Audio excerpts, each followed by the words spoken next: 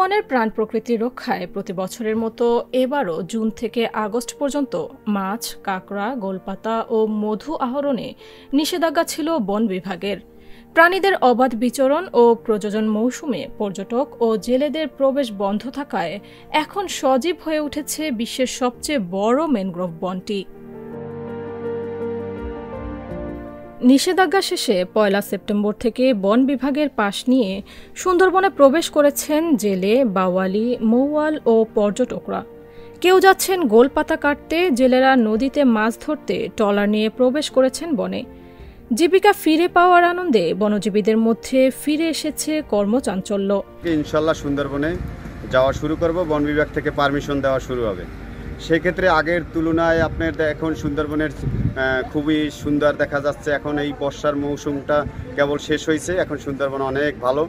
আর এখন হরিণ, বানর, কুমির এগুলো এখন অনেক আসলে দেখা যাবে ইনশাল্লাহ। বাঘের আনাগোনাও বাড়ছে। আর তারপরে এখন সুন্দরবনে যেই ছিল আগের তুলনায় অনেক পর্যটকও বাড়ছে। যখন আপনার পর্যটকরা আসবেন তখন দেখবেন সুন্দরবনে কি পরিবর্তন হয়েছে। জুন, জুলাই, আগস্ট 3 মাস বন্ধ ছিল, এই 3 মাসে প্রচুর পরিমাণ চারা গজাইছে, যেগুলো আসলে আমরা আগে অবজারভেশন করিনি যে আসলে এত চারা হয়। এখন দেখি যে কত চারা আছে, প্রচুর পরিমাণ চারা আছে। তেমনি যেমন মাছেরও এরকম প্রজনন বৃদ্ধি পাইছে, যার জন্য গবেষকরা চিন্তা ভাবনা করেই জুন, জুলাই, আগস্ট এই 3 মাস বন্ধ ছিল সুন্দরবন। এবং আমরা এখন চেষ্টা করতেছি যে এই সুন্দরবনটা যাতে তাদের যে পুরনো অবস্থা অর্থাৎ বেঁচে থাকার মতো পরিবেশ থাকে, সেই জন্য তাদের প্রজনন যেন থাকে, মাছ এবং গাছপালা, উদ্ভিদ এবং প্রাণী সবগুলো, এবং অন্যান্য বন্য প্রাণীগুলো আছে। এখন ঝাঁকে ঝাঁকে চিত্রা হরিণের অবাধ বিচরণ, বনের ভিতর থেকে ভেসে আসা পেঁচার ডাক, গাছের ডালে ডালে রঙিন পাখির কিচিরমিচির পর্যটকদের কাছে এক অনন্য অভিজ্ঞতা এনে দিচ্ছে। কখনো কখনো দেখা মিলছে রয়্যাল বেঙ্গল টাইগারের। নদীর জোয়ার ভাটার খেলায় পানির রঙে আভা খেলে যায়। ভোরের কুয়াশায় ঘন জঙ্গলের আড়ালে লুকিয়ে থাকে রহস্যময় দৃশ্য। সবকিছু মিলিয়ে সুন্দরবনের সৌন্দর্য উপভোগ করতে এখন অনেকেই প্রবেশ করছেন বনের গভীরে। ওদের ছুটি ম্যানেজ, বাচ্চাদের স্কুল কলেজ সবকিছু ম্যানেজ করে ঘুরতে বের হয়েছি। তো এটার জন্য তো আমি খুব প্লিজড। এখন আমি স্পিড বোট করে নদীর মধ্যে দিয়ে পার হবো, এটার জন্য আমি খুবই এক্সাইটেড। বাচ্চারাও এক্সাইটেড। আমরা ওই পাশে যাব, দেখি, আশা করি অনেক ভালো লাগবে। আমাদের উদ্দেশ্য হচ্ছে আপনার সুন্দরবনটা একটু দেখা। এই জন্য তো সবচেয়ে ভালো প্লেস হচ্ছে এই মোংলার এই বন্দরটা, ঠিক আছে না? তো আমরা জানতে পারলাম যে এটা দীর্ঘদিন বন্ধ ছিল, সম্ভবত আজকেই খুলছে, ঠিক আছে না? যে we are very much happy যে আমরা এসেই এই সুযোগটা পেয়ে গেলাম। জীবিকার জন্য পুরোপুরি সুন্দরবনের উপরে নির্ভরশীল নদী তীরবর্তী বসবাসরত কয়েক হাজার পরিবার। মাছ, কাঁকড়া বা মধু সংগ্রহ করেই চলে সংসার। কিন্তু 3 মাসের নিষেধাজ্ঞায় হঠাৎ করেই সব বন্ধ হয়ে যায়। জীববৈচিত্র্য রক্ষায় সুন্দরবনে এই নিষেধাজ্ঞা প্রয়োজনীয়। তবে সুন্দরবন ঘেঁষা হাজারো পরিবার যাতে বেঁচে থাকতে পারে, সেজন্য নিষেধাজ্ঞার সময় সরকারি সহায়তা ও বিকল্প আয়ের উদ্যোগ নেওয়ার দাবি সংশ্লিষ্টদের।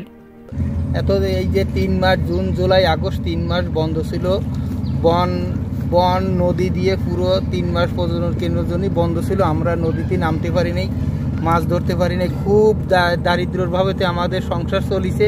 আমরা খুব কষ্টের দিন কাটাইছি। আমরা আবার নদীতে নামবো, মাছ শাক মারবো, এই দিয়ে আমার জীবন কাটাবে। আমরা জাল দড়ি দাদন নিয়ে মানুষের কাছ থেকে দাদন নিছি, নিয়ে জাল দড়ি করেছি। এখন তো আমার যে খাইয়েও দিন যাচ্ছে, না খেয়েও দিন যাচ্ছে। জিতপালার নিয়ে সংসার করতে আমাদের চলতে জম্বের কষ্ট হচ্ছে।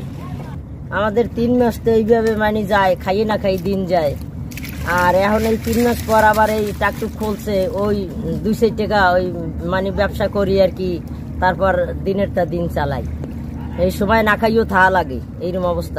আমাকে তো এই মাছ শাক নিয়ে, জঙ্গল বাদা নিয়ে সবকিছু আমাকে ইনকাম, বুঝলেন? এই নদী নেলা নিয়ে যদি এই নদীতে মাছ শাক না থাকে, তাই তো আমাকে খাওয়াও জোরে না।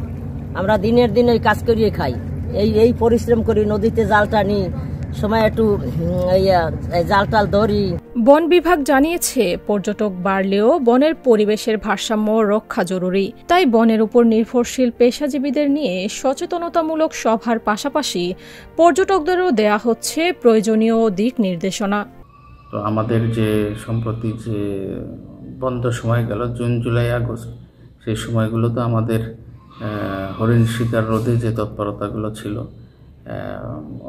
অধিক টহলের মাধ্যমে সব জায়গাগুলো দেখে নেওয়া যে কোথাও কোনো অনিয়ম হচ্ছে কিনা, বিশেষ করে ফুড প্যাট্রোল করে যে আমাদের স্টাফরা বিভিন্ন জায়গাতে হরিণের ফাঁদ উদ্ধার করেছে, হরিণের আসামি গ্রেপ্তার করেছে, এই কাজগুলো সারা বছরই আমাদের থাকবে এবং কোথাও যাতে কেউ বিষ দিয়ে মাছ ধরার সুযোগ না পায় সে ব্যাপারে আমরা তৎপর থাকব।